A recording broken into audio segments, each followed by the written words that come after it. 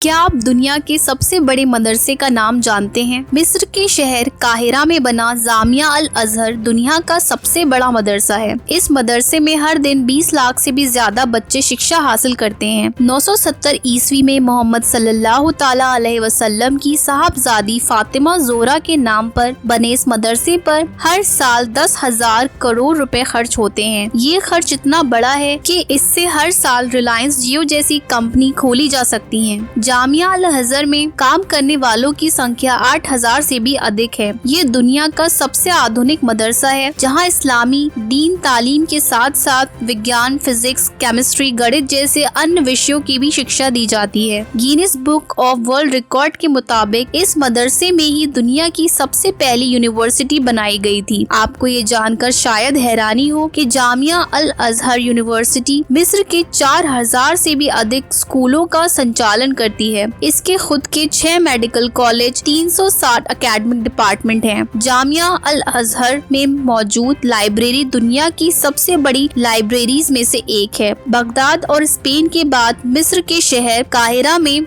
बनी इस यूनिवर्सिटी में दूर दूर से लोग पढ़ने आते हैं। आज भी इस यूनिवर्सिटी में दुनिया भर से 50,000 से अधिक विदेशी छात्र शिक्षा हासिल करने आते हैं। जामिया अल अजहर की शुरुआत एक मस्जिद में हुई थी, लेकिन ये धीरे धीरे इस्लामिक दुनिया की सबसे बड़ी यूनिवर्सिटी बन गई। इमाम गजाली, अबू इसहाक इसफरानी और अबू बकर अल बाकिलानी जैसे आलिमों ने भी इस यूनिवर्सिटी में अपनी सेवाएं दी। समाज शास्त्र और अर्थशास्त्र की पहली पुस्तक लिखने वाले इब्न खालदून ने जामिया अल अजहर में बैठकर मुकदमा इब्न खल्दून लिखी थी, जो मार्क जुकरबर्ग की सबसे फेवरेट किताब है। आपको ये जानकर शायद हैरानी हो कि जामिया यूनिवर्सिटी अल अजहर में सबसे पहले विभिन्न विषयों पर लेक्चर देने के लिए एक्सपर्ट बुलाने की परंपरा शुरू की गई, जो आज दुनिया भर में इस्तेमाल की जाती है। मध्यकालीन युग में इस मदरसे में सबसे ज्यादा साइंस और टेक्नोलॉजी पर किताबें लिखी गईं। मुसलमानों द्वारा फिजिक्स, केमिस्ट्री, बायो,